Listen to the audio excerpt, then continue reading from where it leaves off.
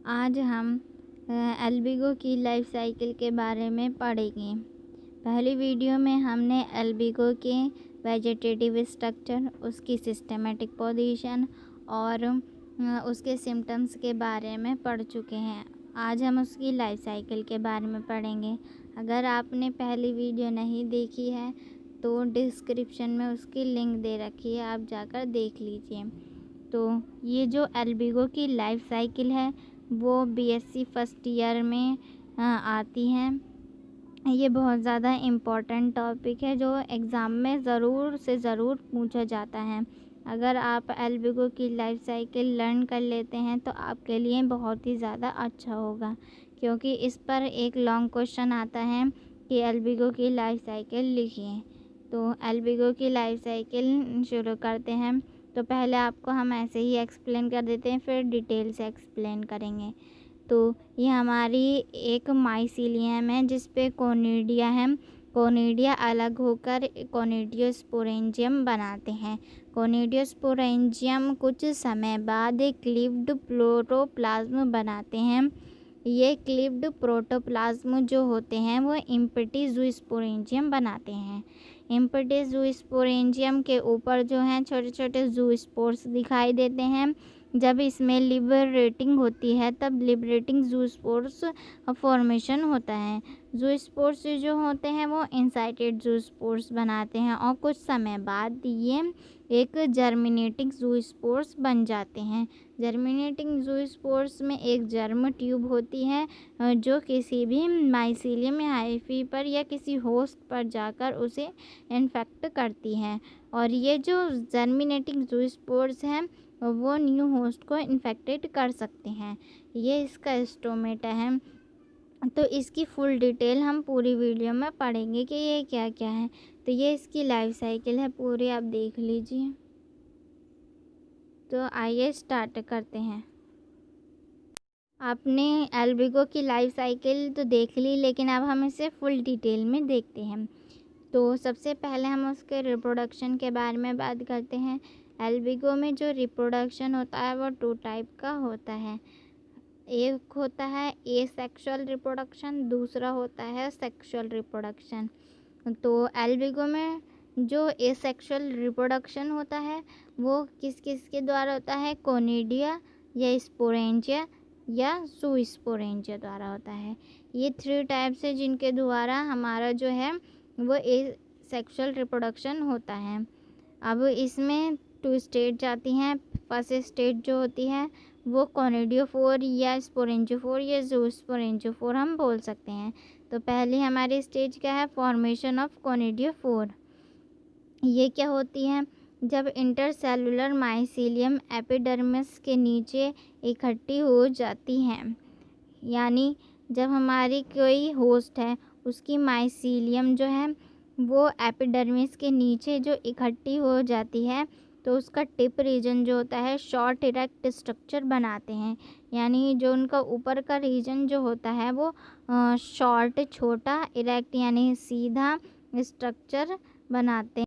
ये है, ये जब इंटरसेलुलर माइसीलियम जो है एपिडर्मिस के नीचे इकट्ठी हो जाएगी तो उसका टिप रीजन जो है वो हमारी कोनिडियोफोर या ज़ूस्पोरेंजियोफोर बनाती हैं।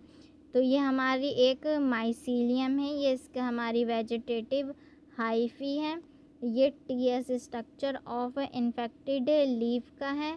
ये जो चैन जा रही है ये चैन जो है वो कोनिडिया की है और ये होस्ट टिश्यूज़ हैं। अब इधर आइए, कोनिडिया फॉर्मेशन ऑफ कोनिडियोफोर पढ़ लेते हैं। इसमें क्या था? इंटरसेलुलर जो एपिडर्मिस है, इंटरसेलुलर माइसीलियम जो है वो एपिडर्मिस के नीचे एकत्रित हो जाती है और इनका टिप रीजन जो है वो शॉर्ट इरेक्ट स्ट्रक्चर बनाते हैं, जिसे हम क्या बोलते हैं? कोनिडियोफोर या ज़ूस्पोरेंजियोफोर बोलते हैं। कोनिडियोफोर जो होती है वो मल्टी न्यूक्लियर होती है, यानी जो कोनिडियोफोर बनती है उसके अंदर बहुत ज़्यादा न्यूक्लियस होते हैं। इसकी वॉल जो होती है वो थिन यानी पतली होती है और इसका साइटोप्लाज्म डेंस होता है। अब सेकंड स्टेज जो आती है वो फॉर्मेशन ऑफ कोनिडिया, स्पोरेंजिया या ज़ूस्पोरेंजिया। कोनिडिया या ज़ूस्पोरेंजिया या स्पोरेंजिया का जो फॉर्मेशन होता है वो कोनिडियोफोर के टिप रीजन से स्टार्ट होता है। कुछ समय के बाद मल्टीन्यूक्लिएट राउंड स्ट्रक्चर बन जाता है। ये चेन के फॉर्म में बनते रहते हैं। ओल्ड कोनिडिया सबसे ऊपर पाया जाता है। दो कोनिडिया आपस में डिसजंक्टर के द्वारा जुड़े रहते हैं। देखिए ये हमारे कोनिडियोफोर हैं। इससे हमारे इसका टॉप यानी टिप रीजन जो है वो ये है। इसमें हमारे कोनिडिया का फॉर्मेशन हो जाता है। ये जो कोनिडिया बनती है वो मल्टीन्यूक्लिएट होती है और ये जो एक दूसरे ये दोनों जो कोनिडिया हैं वो डिसजंक्टर के द्वारा जुड़े रहते हैं और ऐसे ही ये चैन के रूप में ऊपर बढ़ते रहते हैं। सबसे ऊपर जो कोनिडिया होती है वो ओल्ड कोनिडिया होती है और जो सबसे नीचे कोनिडिया होती है वो न्यू कोनिडिया होती है। और कुछ समय बाद वो कोनिडिया फॉर्मेशन के बाद कोनिडियम बनता है। अब हम इसके आते हैं सेक्सुअल रिप्रोडक्शन। हम इसके सेक्सुअल रिप्रोडक्शन पर आते हैं। जो सेक्सुअल रिप्रोडक्शन होता है एल्बिगो में वो ओगैमस टाइप का होता है। Male and female reproductive part जो होते हैं वो अलग अलग होते हैं। मेल पार्ट को एंथ्रेडियम बोलते हैं और फीमेल पार्ट को ओगोनियम बोलते हैं। अल्बिगो कैंडिडा में एंथ्रेडियम एंड ओगोनियम जो होते हैं वो एक दूसरे के साथ प्रेजेंट होते हैं।